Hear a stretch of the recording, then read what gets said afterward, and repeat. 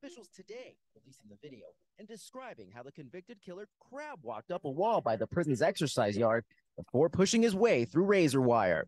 Well, we believe the security measures we have in place were sufficient.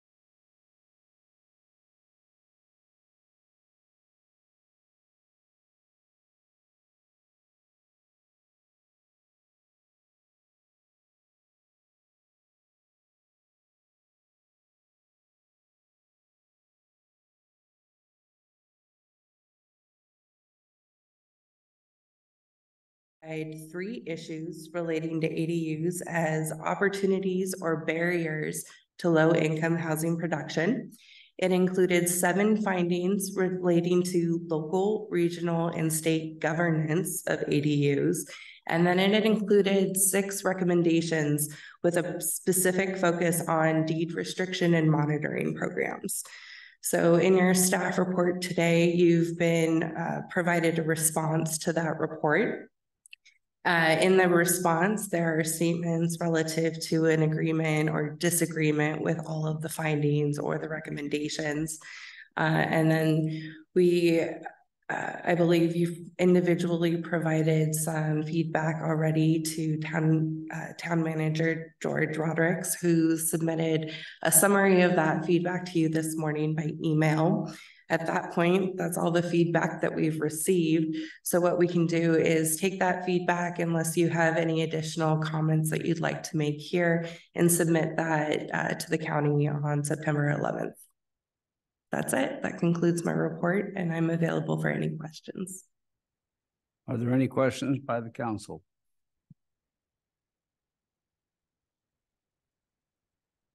Are there any comments from the public on this item, our response to the San Mateo grand jury note telling us that they didn't think we were doing enough?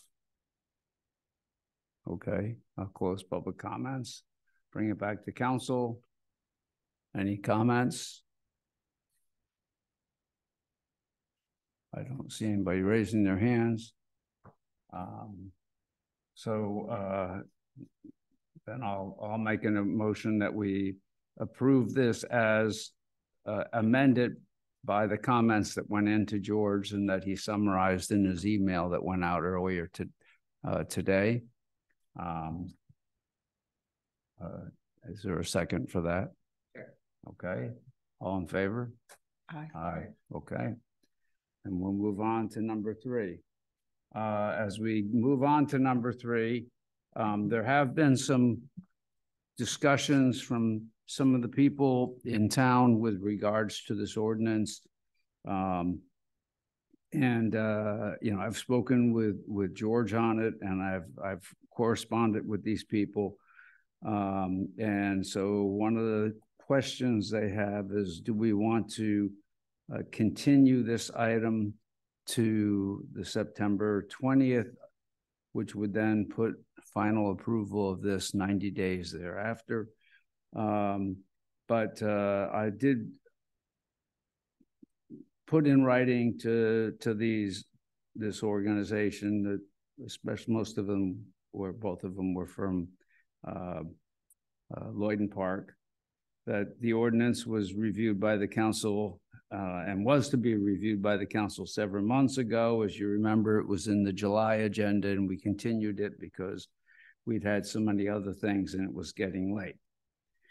The HOA booked a meeting for us to review this at Lloyden Park, asked us to review this with them, and the meeting was scheduled for a week ago. And then essentially at the last minute, it was moved to overlap with this meeting. The ordinance is for all right-of-ways in town, not just the ones with sidewalks, because when you reviewed it, you noticed that it also talked about tree care and things like that, and responsibility for trees and anything else. Additionally, it's merely a codification of the state law, and it clarifies right-of-way obligations. And this session really is more of an educational session, although we would take any input that we can get. The next meeting, which is the 20th of September, is when we're going to be reviewing it, and we can make changes to it then, as well as in October before it gets finalized. And then it wouldn't take effect. It will take from the time that we do make the final review, it'll be another 30 days thereafter. So if we want to push it out, we can. Is there any thought by the council to propose a continuance of this, or shall we move forward with it? Are there any suggestions on a continuance? Are there people actually requesting us to continue it? Yeah, they'd like it not to happen. So are you gonna propose that or not? If we're gonna put a proposal up for a continuance, you need a second, and it would need 3 votes because there's only 4 of us here. A tie of 2-2 would be. Why should we continue it? I don't understand that. Well, because people in Lloyden Park had asked us to.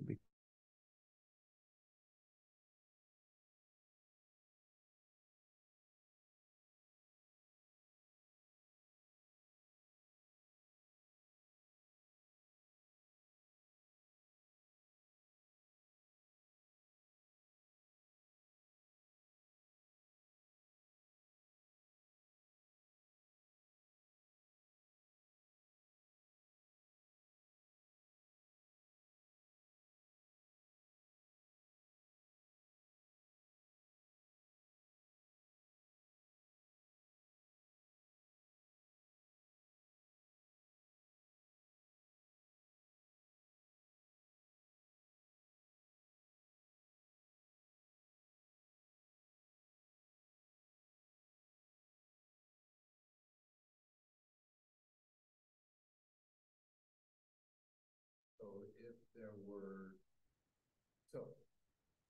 my understanding of what this is basically it takes the law that exists.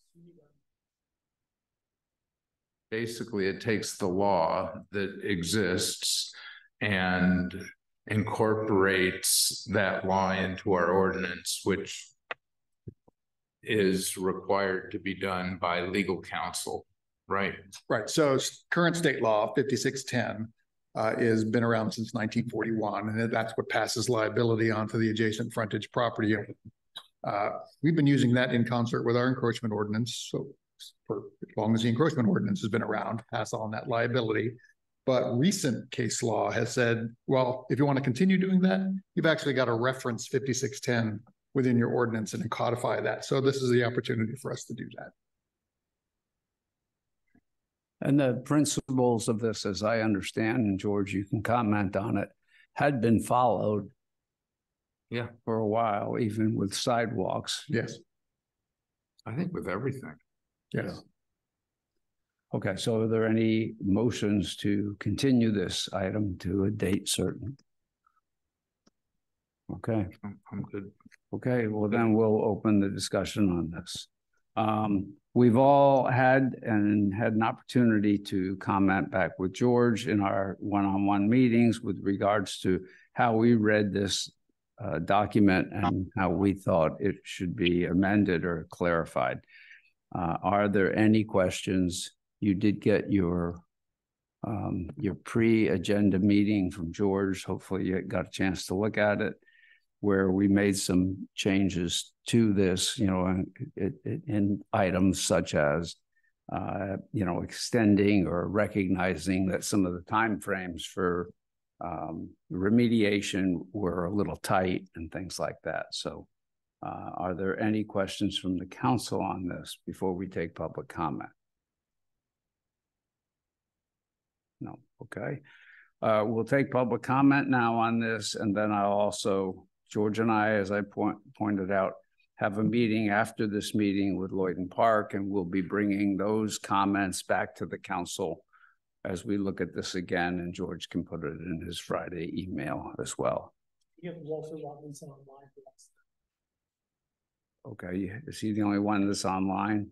That's raise their hand comment, yes. There's no. Okay, so is that okay if we take the online comment first?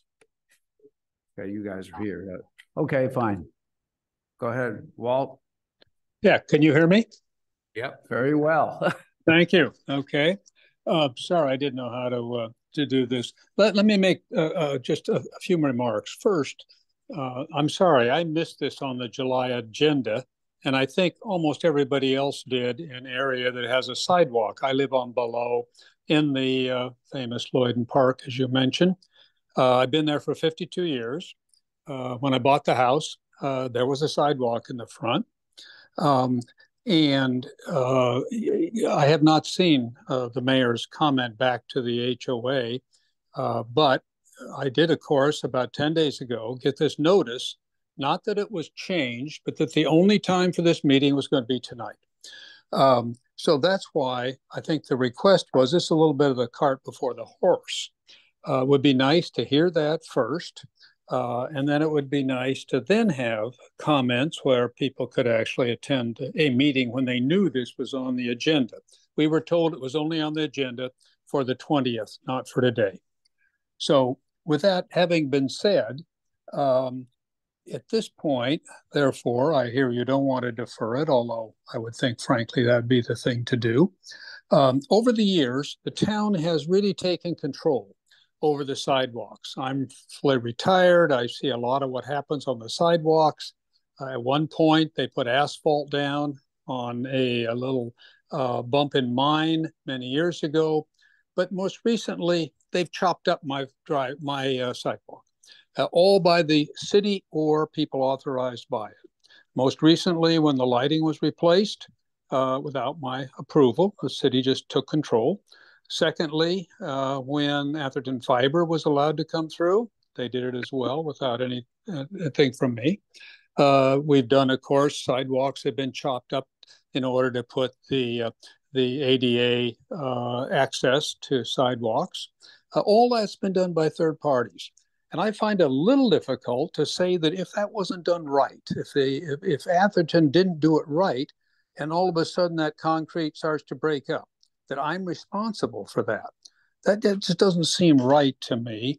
And the town, I'd be astonished if the town has really received, as stated in the memo, many requests for people to do anything with those sidewalks. I've watched those sidewalks for 50 years.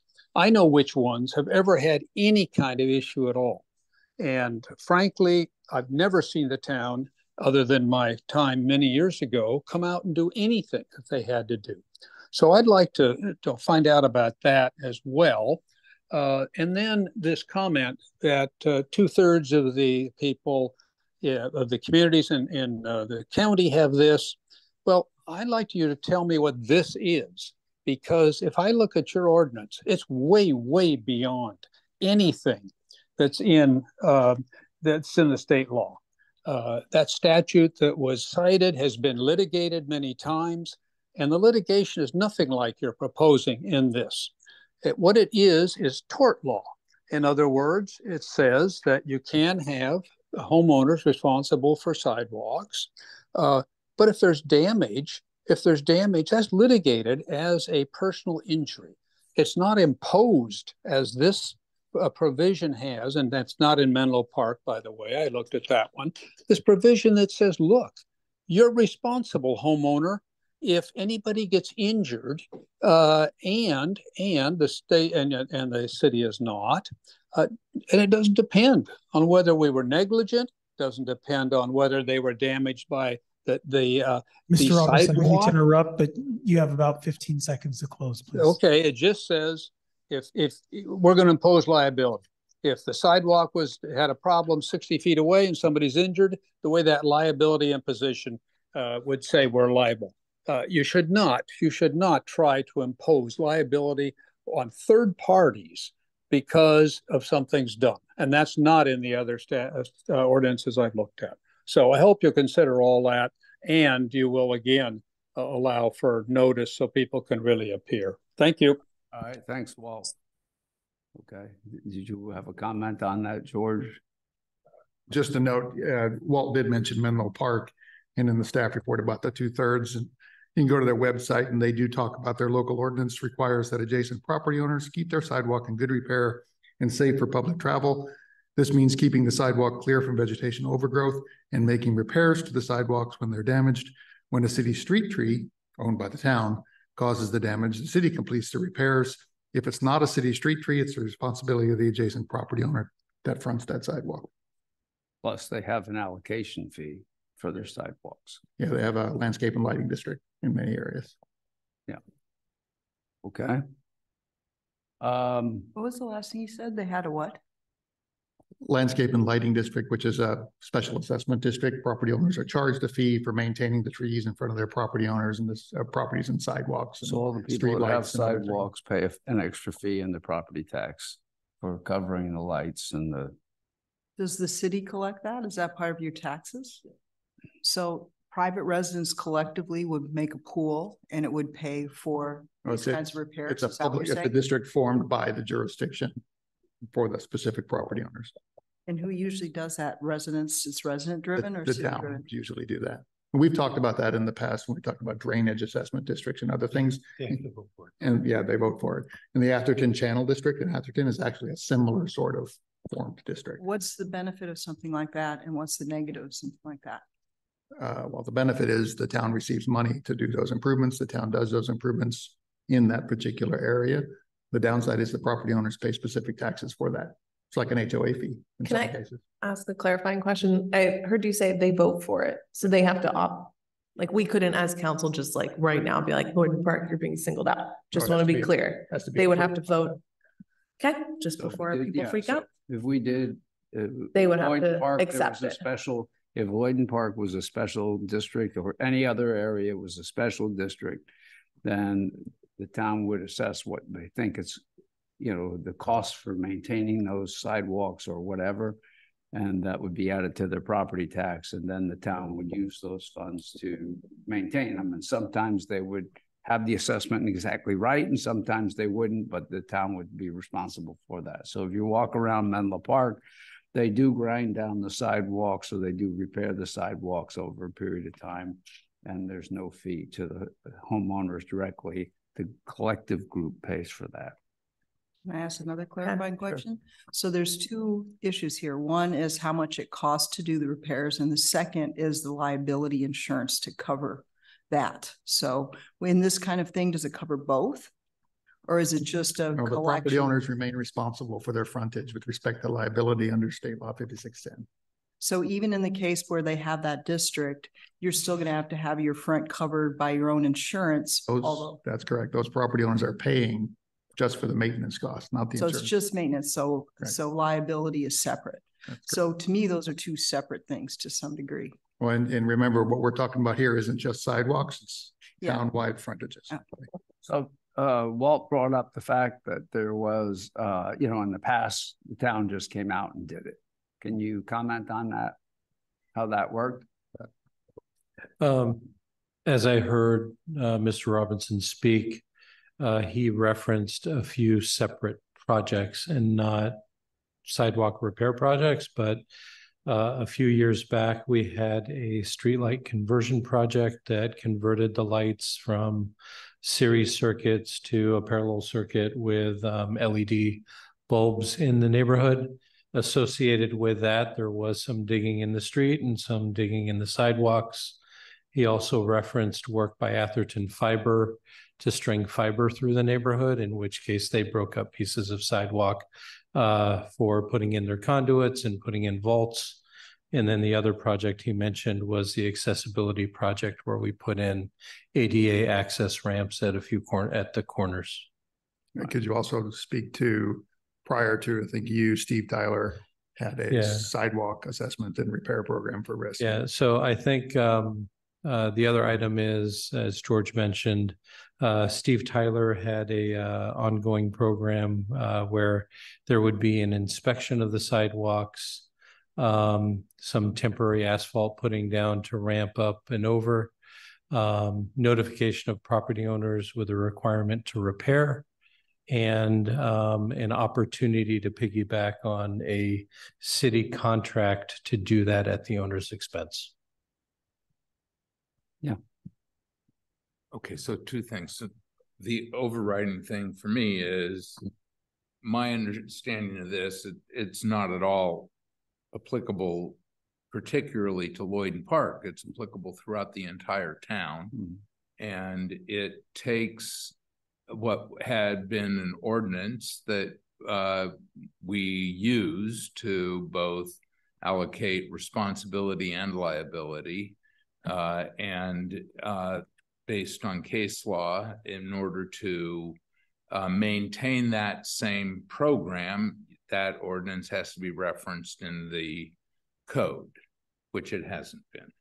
So my understanding of the proposal here is that nothing changes. That in fact, the way to enable nothing to change is to reference this ordinance in the code.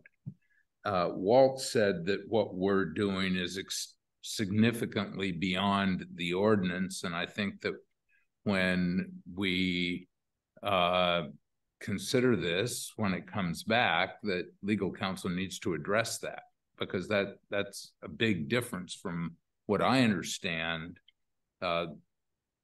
the intent and the purpose of this is. So there's some misunderstanding one place or another, and we need legal counsel to address that. So I can speak to that a little bit right now if you'd like me to. Why don't we let the other people ask their questions and then you can come back? All right, because they're sitting here waiting to ask their questions. All right, so public comments for people that are in the room. Jim?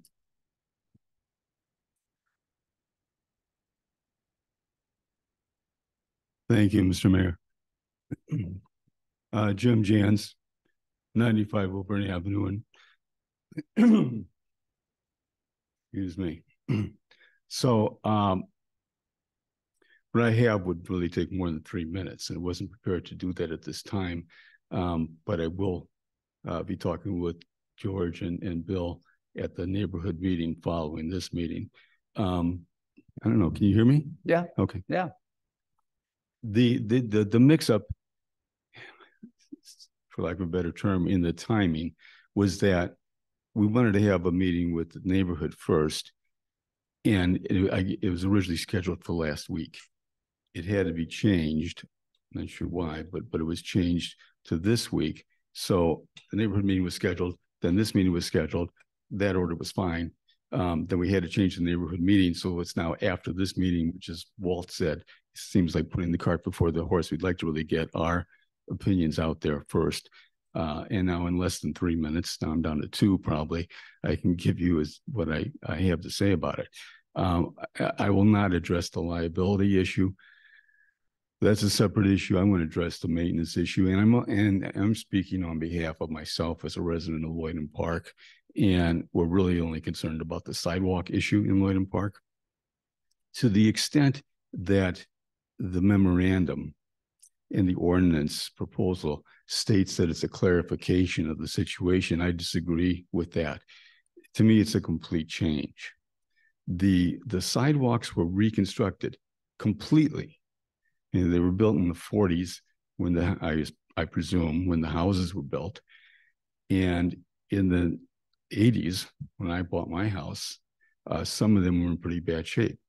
In the 90s, when Dick Moore was the city manager, he the entire sidewalks throughout the entire subdivision. And this is, of course, the only neighborhood in town that has sidewalks. All the sidewalks were rebuilt. After that, the city would grind down whenever one slab started to rise up and so forth to maintain them. And more recently, in the last couple of years, the handicap ramps were put in by the city at all the corners. I'm not aware of anyone ever being advised by the town that they had to repair their sidewalk. And if they didn't want to do it themselves, they could have the city do it and they could reimburse the city. I've never heard of that happening. My sidewalks were in pretty bad shape when I bought the house, and they're getting back to the point that they were then. But no one's ever, now I'll get one, I'm sure, but I've never received any letter saying I had to repair my sidewalks. So, and I'm not going to disagree with whether the town can do this or not. I will reserve the issue of whether the fact that the town had completely rebuilt the sidewalks requires them to continue maintenance in the future. I mean, there's an argument, a legal argument, that they may be stuck with it, so to speak, for lack of a better term, going forward because of the prior actions. But if you can do that, and it's legal, please understand you're making a change. That's not the way it's been operated before. And you know, we would rather see the city maintain the sidewalks and do a good job of it. And then they'd be consistent and reliable. And we would be continuing the way things are now. Thank you. Thanks. All right. Yeah.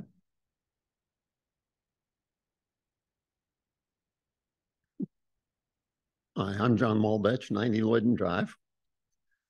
I didn't come here with the intent of making any formal comments. I came here to hear the discussion, so I'd be better prepared to talk with Bill and George at the Lloyden Park meeting tonight.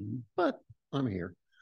And I think in 3 minutes, I can put in one sort of personal anecdote. Shortly after we bought the house, a tree fell down. And when the tree fell down, the root ball, which happened to be partly under the sidewalk, came up and it just tore the sidewalk up for about 10 feet.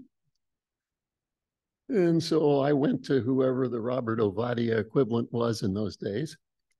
And I said, hey, you got to fix the sidewalk. I've gotten the tree out. You got to do the sidewalk. And he said, no, he said, it was your tree. You fix the sidewalk. Well, okay. So I called my insurance company and they said, well, did you take care of that tree? I said, yeah, I have receipts, invoices from McClenahans showing they trim it. And they said, well, then you're not responsible. It's an act of God. And besides, they're not your sidewalk. So I went back to the town and I said, hey, you're telling me it's my problem. My insurance company's telling me it's your problem. Let's say we split it. And we did. And I kind of like to see things go on that way, as opposed making a sort of a formal thing. Now, the liability issue, I mean, I'm a techie. I don't know any of the legal aspects of liability. But when I went back and read the state stuff, I didn't see anything in there about liability. I saw responsibility for repairs and things. And to put in a 2-sentence, 2-paragraph thing in the town code that says, I am solely responsible and absolves the town of all liability. I mean, saying that doesn't necessarily make it so. And I don't know how that would play out if it were tested. Thank you. All right, thanks.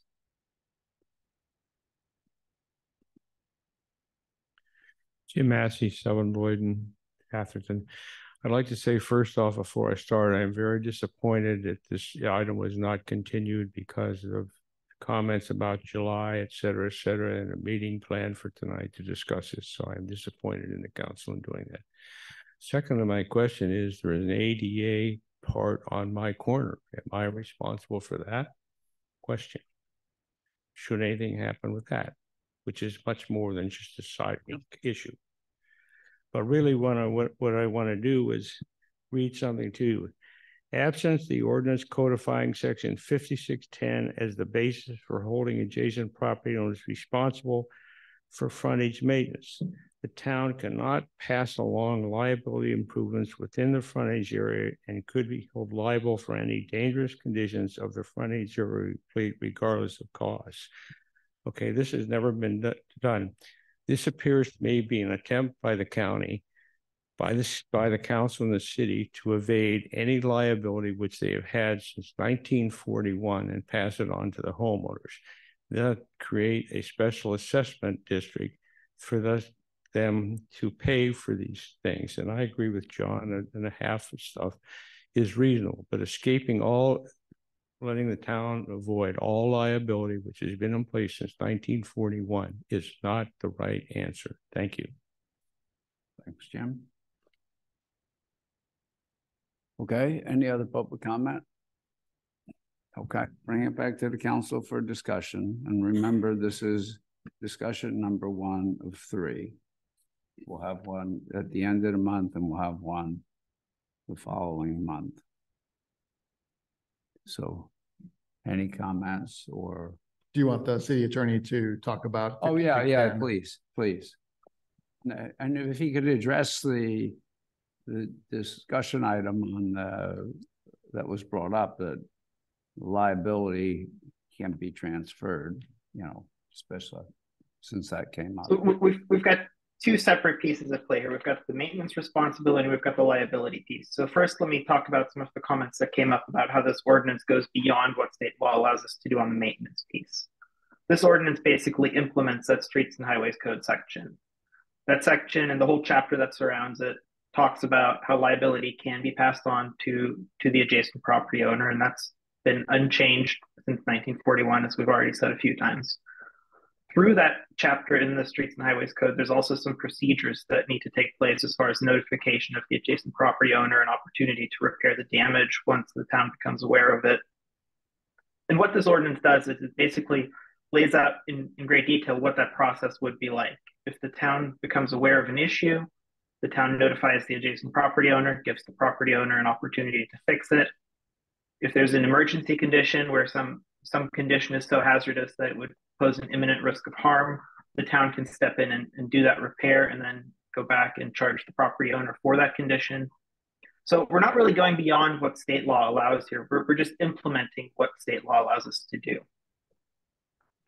On the liability piece, case law has supported the idea that cities and counties can pass on the liability for hazardous conditions in the frontage area to the adjacent property owner. And the case law says that's because the adjacent property owner is really the one that's best equipped to identify hazards that are there. They're the ones with the most focus on that area. The town can't go inspect every foot of sidewalk on a regular basis. That would be a monumental task for which the town just isn't resourced. And it's an understanding of that I think led courts to come to that conclusion. And as far as the idea that the town would never be responsible, that's not really the case. The town would pass liability on to the adjacent property owner for hazardous conditions. So if there's no hazard and somebody's injured, it becomes a tort case, whether there was any negligence on the part of the adjacent property owner that led to an injury that somebody's suing over.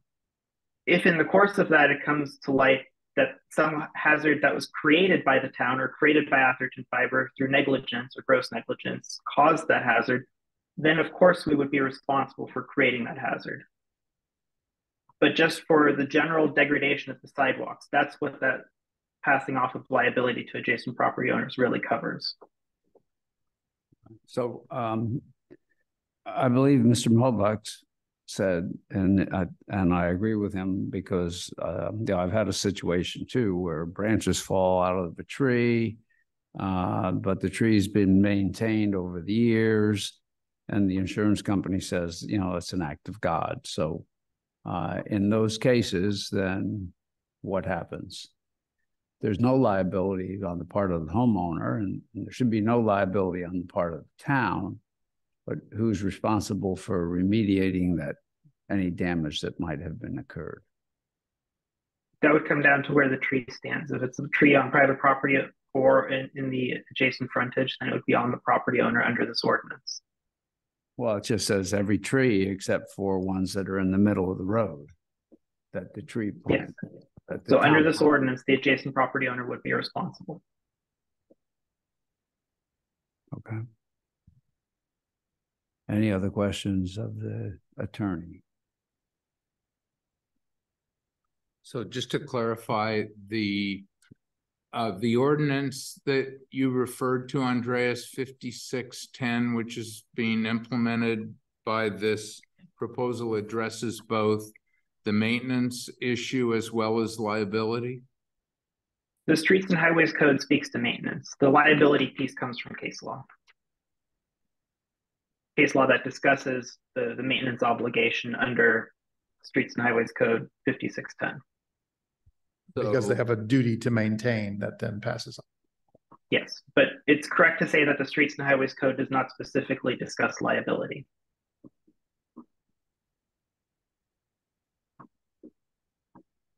Okay. And how has Atherton previously handled the liability issue? It sounds like it's not been consistent. It has been. It's just not consistent in its timing. So with respect to sidewalks, since I've been here in 11 years, Steve Tyler was before Robert, and we did do a sidewalk inspection program. In fact, I was looking that up as it was being mentioned. We got a grant from ABAG to help pay for that cost on the town side. But Steve Tyler went out and measured any uplifting of the sidewalk, notified that property owner if it was above a certain amount of risk assessment, 1/4 inch, 3/4 of an inch, whatever that is, and then grinded it down, put asphalt down, smooth it out, whatever it is to take care of that risk. That cost was then the property owner's responsibility to pay. There's not a lot of them that occur, but there were a few. And then we haven't done it since Robert's been here, but our insurer says we need to do that on a semi-regular basis every couple of years or so, go out and do that sort of an assessment of sidewalks and administer the sidewalk risk assessment program. That helps us with our insurance. And that also passes on that duty to maintain to that property owner. If the liability or if the lift is coming from an adjacent tree, that property owner's roots of that tree are responsible for the uplifting of the sidewalk. That clearly is causing that uplift, which could be the duty to maintain the tree, maintain the roots. Therefore, if somebody trips and falls, that liability is going to rest with the property owner because they caused that situation. If it's a broken pipe, or as Andreas mentioned, Atherton fiber was out there and they negligently put in a box or something like that, or an ADA panel or something like that, that would be them that would be held liable for that. So it's been relatively consistent. And then on new properties and developments, our encroachment ordinance, if someone's going to put in trees, landscaping, driveway, keypads for their gate, anything within that right of way, they submit that through the Public Works Department. It's part of their development application. They're required to get a encroachment permit, which passes on liability for everything that they've done there to that property owner. So I recall when we said that on the rocks, for example, that we were going to go out and let people know that if they have rocks and they don't want to remove them and pull them back 6 feet, that they could, file for the permit, and then in that permit, it puts it on the title and says that they're responsible for it, right? So that was, when I first got here, that was one of the first things I brought up to the council. Some of you were still here at that time, 2 of you, I guess, the theory of a revocable license. And we talked about it as something that the city of Belvedere did. Anytime anybody did any improvements in the right of way, they would submit a plan, just like I talked about for encroachment permits. That would be the revocable license, passing on all liability clearly to that property owner. It would be recorded against the property and go with the property if it ever sold. Council didn't adopt that process. Instead, we just put it into our encroachment ordinance as an encroachment permit. So it's not going to be triggered by somebody who's got rocks or stumps in their rights of way. What actually ended up happening after that is we had public meetings, you and I, no, it's Carrie, or somebody and I and Councilmember Lempres at the time, went around to the neighborhoods, talked to people about encroachments, started putting it in the newsletters, doing that, educating them about it, telling them that if they wanted those things to help prevent parking in front of their property, they needed to be back 6 feet from the edge of pavement. But we also said that they were, since we told them that they were liable that for they could fill out, something, an amendment to their deed and say that, that was. No, that never transpired. That was the revocable license part of it. We told them that they were liable for everything within that right of way. So if they wanted to keep them there and somebody's door hits it when they open it up and they parked, they were liable for that damage if that property owner sued somebody. My concern is that we've talked about the first 6 feet, and now suddenly it goes all the way back to it's the entire right of way. Yeah. And so, that affects everybody, and maybe everybody doesn't understand that that's what we're talking about, especially since we have it titled, or the majority of this is talking about sidewalks, and so many people don't have sidewalks, so they're not concerned about this because it just says sidewalks. It says sidewalks and rights of way. And yeah, the rights of way, they don't understand that right of way. They think it's 6 feet back, as opposed to all the way back to where their fence is or whatever, and then includes their trees, and then includes everything else. So yeah, there's some education bit to it. Yeah, I would agree. Yeah, go ahead. So on that, just to clarify, so I ride my bicycle on Atherton Avenue a lot. And so the pavement, that a lot for part of it drops, and then there's dirt. and there's this big drop there when I'm riding my bike. I'm like, I've had moments like, cool, if I like slipped and fell, I would probably get pretty injured. So if I were to have that happen today, the property owner would be liable based on like our current existing law. And then if we pass this ordinance, that would be the same, right? Like it's not a functional difference. It's not a functional difference in the passing of this ordinance, but what you're talking about is the little ruts along the side of the roadway, often caused by irrigation runoff and other issues that come down the driveway and drains improperly. And the property owner is responsible for maintaining that section of the right of way. So people should be like packing dirt down and maintaining that. Yes, they should. And we go out through inspections and verify that when there's construction going on, or there's a complaint. We have a number of those on Tuscaloosa and Stockbridge that are in that way as well. But the one caveat to what you're talking about is that it's not going to stop somebody from filing a claim against the town for that particular incident that you're describing. And the town will process that claim and we'll subrogate it to the homeowner or their homeowner's insurance, pass along that liability through the claims process. Council would reject the claim just like we would normally. But on this same thing, if we encourage people when they're doing their right of way, and we do say, you know, we want you to level it out, if, you know, to the best of your ability, putting down decomposed granite or gravel. Well, if you hit it with a bike, the bike slips out. Yeah. Yet we require gravel or decomposed granite. They make the choice, but the suggestion was the towns. And I don't see how the town could avoid that. So our requirement is that it's pervious. And as you said, property owners have a choice of what that is. It could be gravel, it could be granite, it could be there's a lot of places that have vegetation. They could put pervious pavers. Our requirement is solely that it is pervious. And I think the exceptions to that are for driveways and walkways leading in for ingress and egress. Did we mention gravel? We don't specifically mention gravel. We leave the treatment, as you had indicated, up to the property owner in terms of what their aesthetic is. Our concern is more the functional and impacts on the right of way. But understanding that could be dangerous, don't you think we should outlaw pebbles going down? Well, so that would be prescribing what's done in the right of way. And so we don't have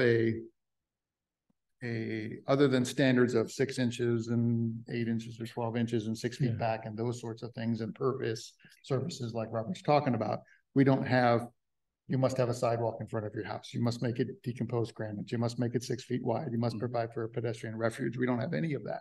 We've talked about developing some sort of land use or zoning ordinance that says if you're going to remodel your home and you're going to add X amount of square feet, that's going to trigger your requirement to improve your right of way. We talked about that. That hasn't gone anywhere with the council because we didn't want that sort of a program.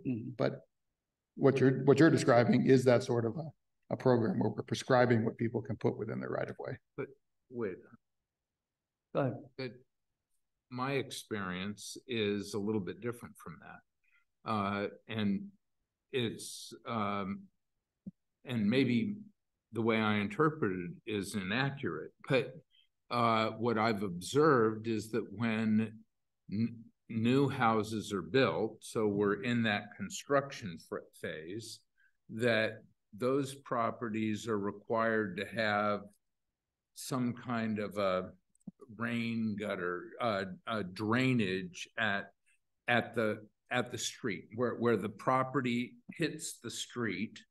There's got to be some mechanism to move water that is concrete rather than so I'm thinking like on Monte Vista and Linda Vista, where there were ditches essentially down both sides of the street, and when it would rain they just fill up with water. And yes, if there was enough water to move down to a drainage arrangement, but for the most part they weren't very functional. But now every time a new house is built, they're required, I think they're required. I don't think they're required. A lot of them choose to do that.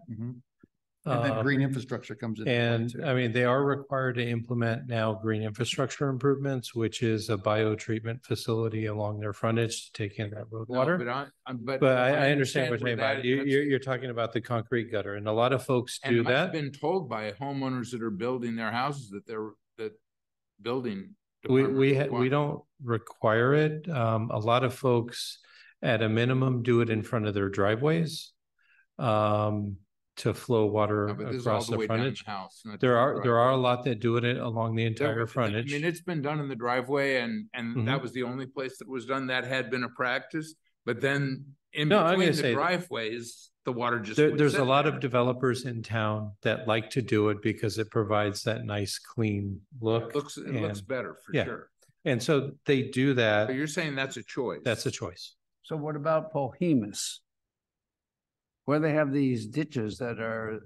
No, we have ditches. There are ditches 2 feet deep, and people have fallen and broken their legs. I think all the council members have gotten that story. So that corner property right there, I know the one that you're talking about. Yeah. Recently in the last year plus, on their own, did improvements to eliminate that drainage runoff situation where it was coming from the top of the hill down to Alameda de las Pulgas. And they cleared that up, and they added rocks, and they added beautification efforts in there on their own dime. That wasn't a town project. But on the other side of the hill. Yeah, there's a drainage swale. That's actual improved drainage course. Yeah, but if you have to step off the road, there's no refuge. Correct. You potentially could be seriously injured, as anybody who went out there and talked to the people on Orchard heard the story, right? Yeah, there are a few streets that have those drainage ditches along the side of the road.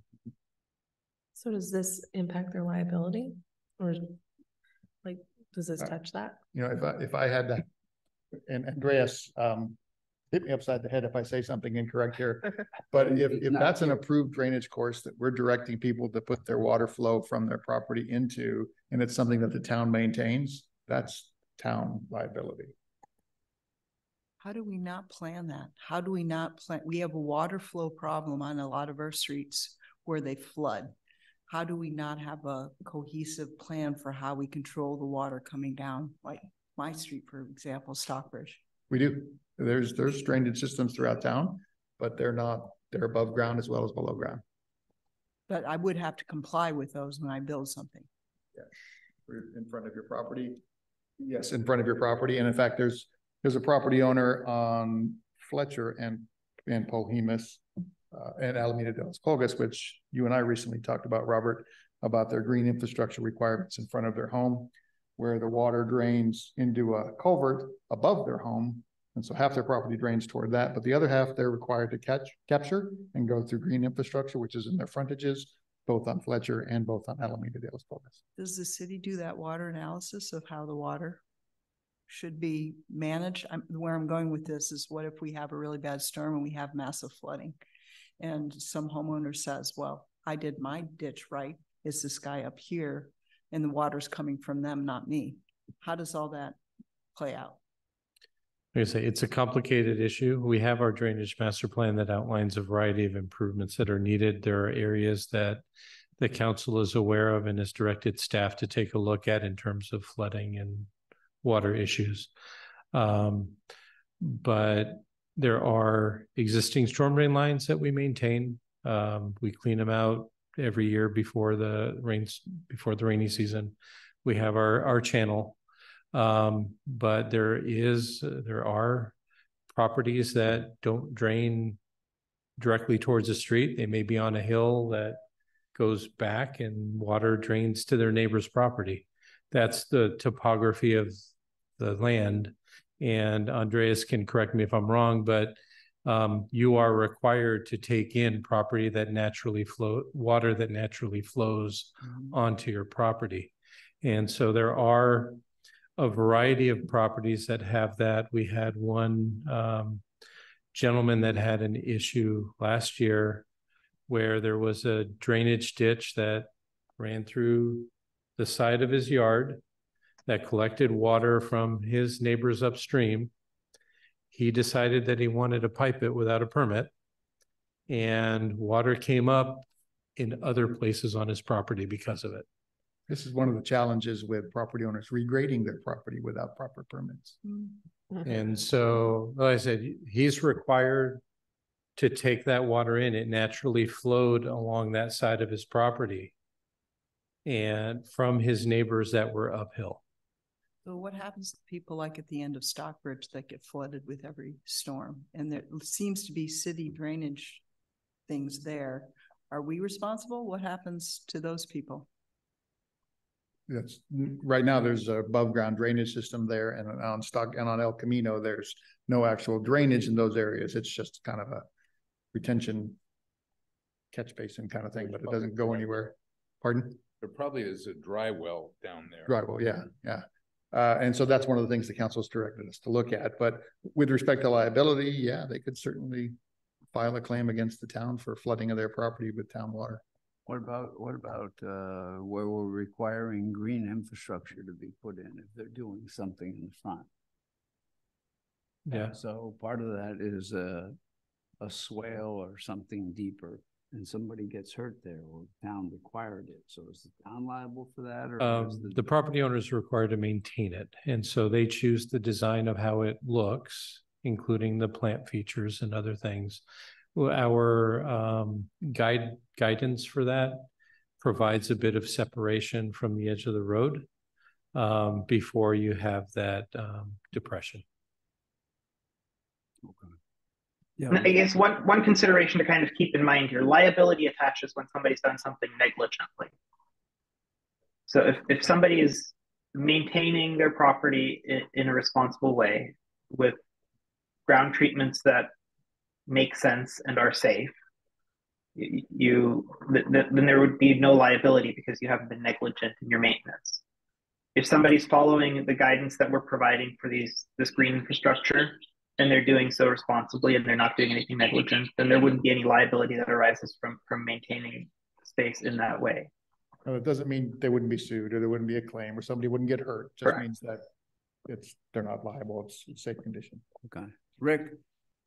Yeah, as a tangential matter, I just wanted to address an item that a couple residents brought up, which is that they were disappointed we didn't continue this discussion until after the Lloyden Park meeting tonight, which I understand that the Lloyden Park meeting got postponed for whatever reason, doesn't matter. The reason that I didn't think we needed to continue it is there's no decision being made tonight. This is just a discussion. So I think the input from the Lloyden Park meeting is very important. And if this were a decision-making meeting, I would have voted to continue it. But because this isn't a decision-making meeting and, our time is extremely limited, I felt like it was appropriate to have the discussion tonight and then to pay attention to what comes up at the Lloyden Park meeting whenever we're at that point of decision. Our agenda over the next several months is totally dominated by the housing issue. And I just don't know if we were to continue this, it would postpone the final decision-making meeting by months, I'm certain. You're certainly going to see more. So I just wanted to address that to be responsive. Yeah. Mr. Mayor, I did want to add one more thing into the discussion. There is a significant amount of tree canopy in the town. And the tree canopy comes from trees that are in the rights of way, some of which are heritage trees. And those heritage trees sometimes have big roots. Those roots interfere with the roadway, interfere with sidewalks. They can have low-hanging branches that have never been trimmed up. So they're big, healthy branches, and trucks have to veer into the middle of the road in order to get by in some of those areas. And in some cases, the road's been built out or widened or shifted toward trees, and now it's going over the roots of trees. And those property owners, if they're contacted by the town to trim the tree or address an issue, may come back to the town and say, hey, fine, I would like to have this tree removed because it's a heritage tree. Yeah, I get it, but it's a hazard. And the town thinks it's a hazard. I think it's a hazard, so let me remove the tree. Maybe as the heritage tree ordinance makes its way forward, the council could consider something Robert mentioned earlier, some sort of provision that if the towns determine the tree is a hazard, not just dead or dying, but a hazard, it can be removed under that provision. So we're not telling those property owners, no, you've got to deal with the risk or liability. Well, I think on the canopy trees, I think we should assess what roads really are canopy roads, because the canopy helps keep the town cool, and it's one of the things that was a hallmark of Atherton. And I think we should determine what the cost is to actually do it. It may be something small. And the reason I say that too is because, as I remember, it used to be over a road 12 feet, and now it's up to 14 feet. And I understand that's smaller by 1 foot than what the state is saying. But at the same time, that is the difference between having somebody trim the tree, being cautious with one of those poles that you can extend out, to having to bring in a traffic control engineer, or 2 traffic control people, the truck and the riser, and the guy in the cup to go up there and trim the trees, which is, bringing extra costs, substantial extra costs to trimming those trees, plus causing hazards on the road, or not hazards, but delays on the roads here too. So if in fact we could say, well, we're going to reduce it from 15 feet to 14 feet, I don't know why we can't say we're going to put it back to where it was, which was 12 feet, where it'd be reasonable. So that's, my 2 cents on the canopy trees. I'd hate to see the canopy trees all taken down. But at the same time, I can understand people's desire to not, canopy trees sometimes drop leaves or drop branches, especially in the very hot weather. The trees suck up a lot of the moisture, and then they go out into the upper ends, upper limbs, and then, if it's very, very hot, the water vaporizes and it explodes, and then the branch comes down. So, I'd rather see the city add that canopy tree maintenance to West Coast Arborist contract or something like that. I'd rather see something like that happen than just say, okay, we're just going to take down all canopy trees. I just don't think that's right. How would we pay for that idea? Would that be one of these districts we were just talking about a minute ago? No, I think the town should just include it in their budget. It's not a district. Can I ask? The whole town benefits from it. Yeah. So if we took over the maintenance of those roads, if there's like a big storm and 20 of those trees fall down, does that mean that we are in charge of all this? Yes, we touch it, we own it. Okay. My only worry with that is when we had those storms, everyone called different arborists, so they got out of the roads faster versus our town doing it slow. Yeah, my 2 cents on that, Stacy, is that a lot of the trees that are falling down haven't been maintained in town. And if the town is taking care of the trees, then they are trimmed, and the chances of them falling is reduced substantially, I believe. Yes, they can still have decaying roots and all that other stuff that we can't see, but just like we talked about with those trees that were in the middle of the road, we go out and look at these things all the time, and if we trim them, then I don't think it's a big problem. Yes, would it cost more money? Yeah. Would it cost substantial more money? I don't know, because I don't know how many of these roads there are. We'd have to take an analysis on it, but that's my 2 cents on it. Is that within our ability to come up with a number of what that would be, so we could even consider something like that? I think if that's the direction that the council would like to go, the first priority is to kind of identify the routes that you are thinking about. We would then get a proposal from somebody like West Coast Arborist to do a tree inventory. And they would help us quantify the number of trees and maybe what that might look like annually for maintenance. But it's one thing to say, for example, right now we maintain the row of trees on Middlefield along the one side outside of the Lindenwood neighborhood. But it's another thing to say every street in town. So the direction, if that's the direction the council would like to go, being more specific on the areas is really going to be key in terms of helping us get those numbers. Well, you also have the issue that the canopy is also being controlled by the people that are cutting the wires, the PG&E and maybe even cable companies. So they come out and cut stuff too, right? Just take 18 inches off. All right, go ahead. So I think that the most important thing on this is that we be very clear about where we as a town have liability and where residents have liability. And I don't know what is included in the definition of canopy trees or isn't. So that to me isn't a sufficient way to characterize. I think you have to identify the roots and and we need to be very specific about it. And if somebody has a proposal for what they're talking about, I mean, I don't actually know exactly what the town takes responsibility for other than the trees on El Camino and the trees, I think, on the Lindenwood side of Middlefield. But I don't know what else the town takes responsibility for. And if I don't know, then I'm pretty sure that our residents don't know. Yeah. So we have an inventory that Sally did a few years back. There are some median islands, pork chop islands, and other areas in the rights of way that we do maintain. Predominantly, as indicated in our code, people's frontages, their responsibility.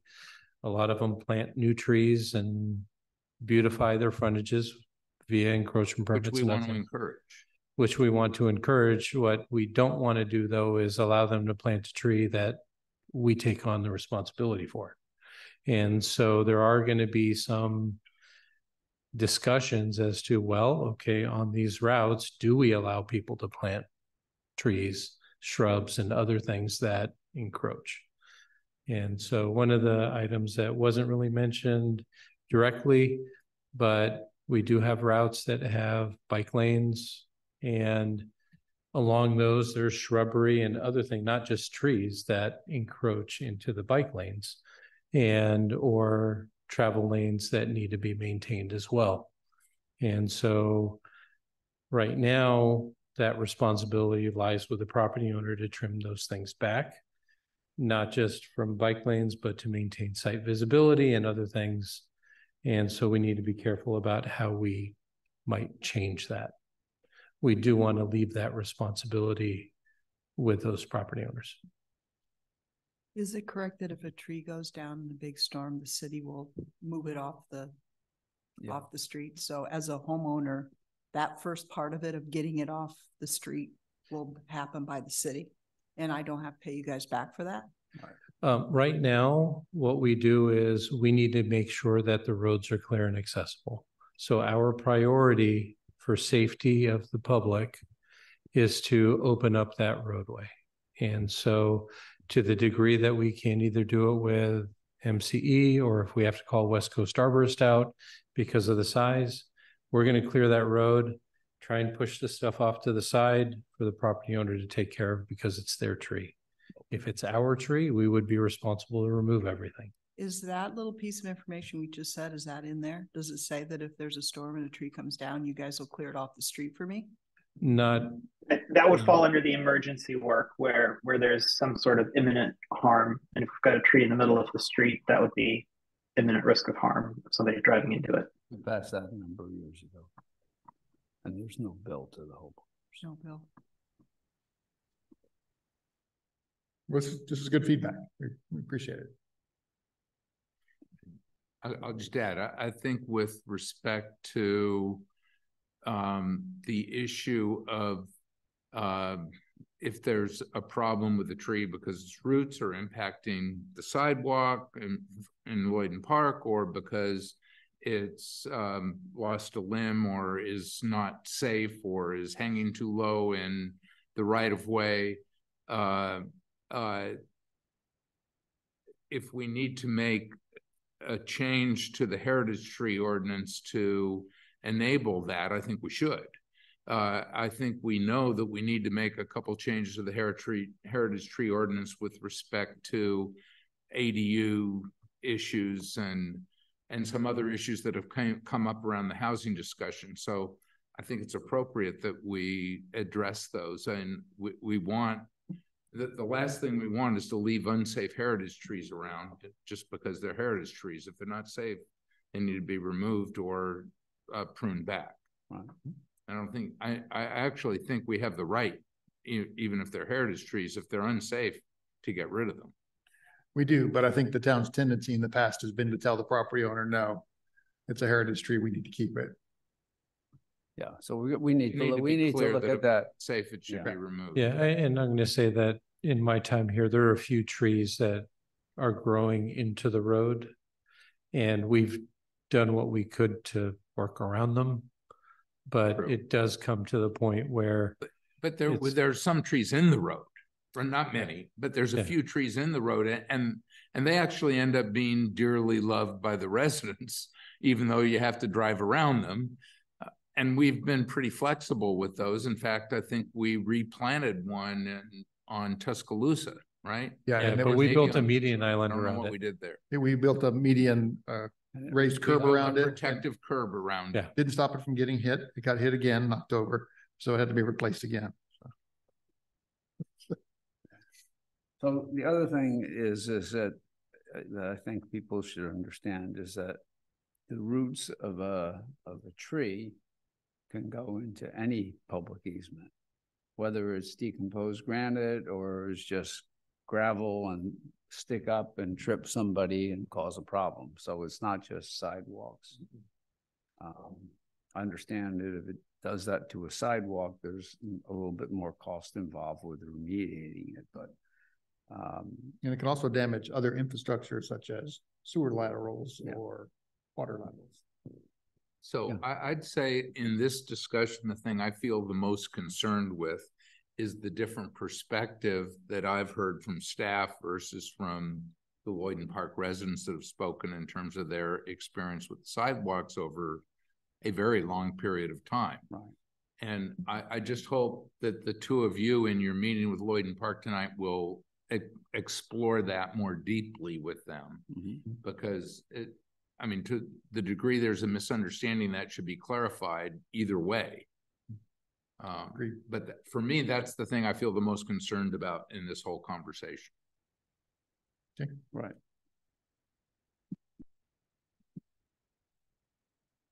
Any other comments, questions? What kind of education will go out before this comes back out? Will we have anything published in our newsletter?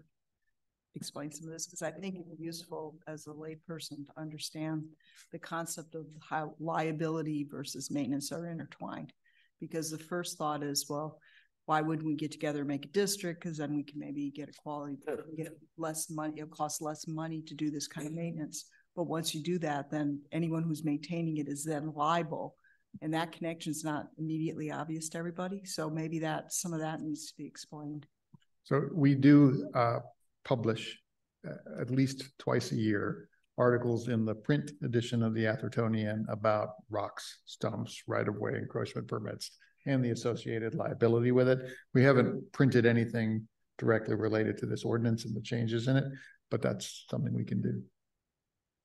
I think it's important that we notify everybody as best we can that this thing is coming up and what is the basis of it, and so the city should take the lead on making sure that people are as informed as possible and they know when it's going to be next discussed, so they can come and comment on it, because it does affect everybody.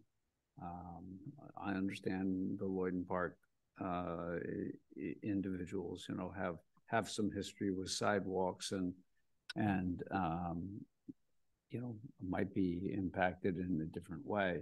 But I do think that it's important that the whole town knows what they're doing, because there is some concern on the town passing liability or understanding that the town has passed the liability, and it has always passed the liability on to the residents. So they need to understand that, and they may need to increase their liability insurance if they feel that that's necessary.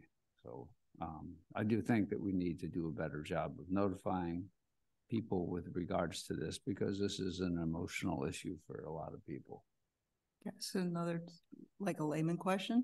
If I go and fix my own sidewalk, I hire someone to do it versus having the city do it. Do you guys do it for less? No, there's prevailing So wage. you guys are going to charge more, or I go and get my own guy to do it? I think the biggest difference would be if you were getting your guy to do it, they'd pull an encroachment, pay for the encroachment permit and inspection services. If the town did it, it would be part of a, town contracted project, and it would be inspected in that realm. So that's probably the biggest difference there. And in the places where they've created these districts where they do joint maintenance, is that driven by citizens? So does like someone puts a thing on our ballot, or how does that actually happen? It varies. Sometimes when a developer builds a new development, they establish a landscape and lighting district when they put in the street lights and the sidewalks, and it becomes part of that development. Other times it's fueled by a particular issue, drainage in the right of way, or we want sidewalks, or we want street lights, and things like that. And it's sort of like forming an underground utility district in the same way. The residents will get together, they'll establish a little committee, they'll come to town, they have to vote on it. Council has to approve it ultimately in the end as well. So, but even with it's much more common for it to happen on new developments because it has to be approved by a 2/3 majority of all of the affected property owners. So it's usually very difficult to convince 2/3 of any subset of affected residents to sign on to a new tax. It does happen sometimes, but it's much more common for that to happen in newly developed area. Mm-hmm. Last question. If you did do that, though, you said you can't separate the liability. So whoever did that, a maintenance organization is going to have to also do an insurance policy, some sort of umbrella insurance policy. Right. Because you said whoever does the maintenance is the one who's liable if there's an injury. Well, it's still the individual property owner. So it would just be a separate contract for service. So. Yeah, it's sort of like having a homeowners association who maintains the rights of way in your HOA area, but you're still responsible for your frontage. So what was and I realize Steve Tyler's been gone for a while, but what was the cost per year of maintaining those total? I couldn't hazard a guess. I can tell you that sidewalk costs now are significantly higher than they were back then. Yeah, but are we talking $20,000? Yeah, yeah. I think. Well, I remember the grant application that we received was about $15,000 for that particular program, so but the costs could have been more than that. Even that was just to inspect. That was to to inspect. Wow. Yeah, to implement the program. But maintenance costs aren't that costly. I don't think homeowners paid into a fund. No, and what they wouldn't, unless it was a really bad sidewalk lifted up and had to be lifted up and replaced. It's just a grinding effort. They go out there, they'll grind it down, like we've done in the park. Yeah, yeah. So when you grind it down, I mean, it can't be that expensive, other than So if I were in Lloyden Park, or even just sitting up here, I'd say, well, what's the cost? What's the cost, and what an assessment district for that area would cost what to the average homeowner? $10, $5, what? And it'd be nice to know, have a guesstimate.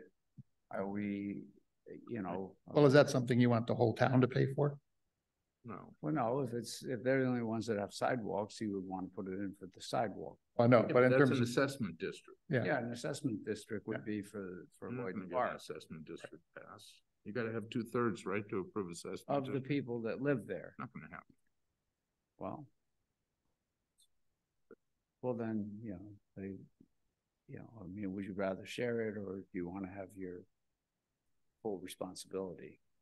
So it's probably, if you were to walk through Lloyden Park today, and the residents could probably attest to this, there's probably only, a handful of homes where there's uplifted sidewalks or that sort of problem. But the issue, I think the issue is, are you suggesting that we should do inspection of those sidewalks in general? Yes. Proactively, so that, and we can't bill the homeowners for that. If we're gonna do an inspection, we're gonna take that on. Yes. No, we wouldn't bill for the inspection, but we would ask them to, we'd send them notices of repair per the ordinance. Of repair. And so they'd be required to repair it within a certain window. Without that being done, absent that being done, the town would then have to step in and take care of it and bill the property owner. Yeah, and I think Bill's right, that if the Lloyden Park homeowners would rather have an assessment district, I mean, that up to them. Yeah. I would be pretty surprised, but I guess you guys can talk about that tonight. I mean, that takes a 2/3 vote. I think it's hard to get a 2/3 vote on anything other than opposition to high-speed rail. Right. When you give a person notice that their property is in violation and they need to fix that thing that's sticking up, do you give them an idea of how much it costs? Or how much it would cost for the city to fix it versus what somebody else? Or do I, as a homeowner, then have to go get 3 bids, then talk back to you and say, well, how does that actually play out for a person? Different cities do it different ways. The easiest way is to say, take care of it. Other cities have contracts already in place for sidewalk repair, and they go based on zones, and they do their inspections in the zones and send out the notices and say, you can hire who you want to get it done, or alternatively, if you want the city contract to take care of it, this is what that cost would be. They usually would say, these are our bid prices from the contractor. They add an administrative charge to it to cover our costs. And this is our estimate of what that would be. Sign this letter and authorize us to do it, or alternatively do it yourself. But we would, before doing that, we would have to have that contract in place with established pricing. And we don't have enough sidewalks in town to justify us to have a standing contract that we rebid every year. So what does Menlo Park charge for their allocation, and what's their cost for repairing all the sidewalks in town? Because almost every place has sidewalks. Don't know. Don't know. We can look that up. Do you know, does that apply to all residents of Menlo Park or just certain neighborhoods? The sidewalk repair, or all residents? It's on their website. Yeah, and they also all residents, whether they have a sidewalk in front of their house or not. Well, they have their website is specifically sidewalk repair program. That's the one I read earlier. I don't. They also take care of trees. There's certainly properties in Menlo Park that don't have sidewalks. Yeah, they probably have covered by some other liability or maintenance requirements, but not on that page that I read. But Menlo Park covers the trees and the sidewalks with an allocation. Yeah, they've got a $2 million budget for tree maintenance and 6 people. Over 60,000 people? How many residents? In Menlo Park? No, there's not 60,000 people in Menlo Park. I don't know what the number is. It's about 33. Okay. Yeah, 35. So 35,000, okay. How many homesteads? Probably 10,000. 10 plus. So how do they get the money for that? Is that just out of their regular budget? That's out of their regular budget. Yeah. They have what they consider to be street trees, which are probably in between the sidewalk and the edge of the road. They trim them all. Not behind the sidewalk. Got it. Or they have median island trees. They have a lot more median islands than we do. More parks.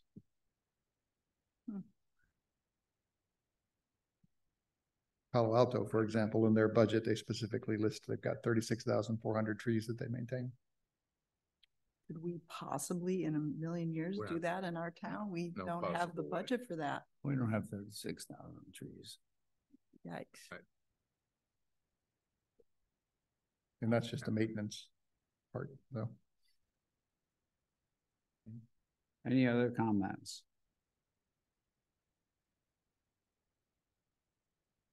Good luck with your meeting tonight.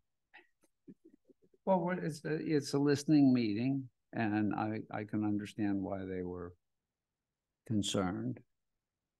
you know, and feel like since a lot of this was about sidewalks and they didn't feel that they were targeted and things like that. So it's good that we're having this meeting. I really appreciate them opening it up their doors and having us at it.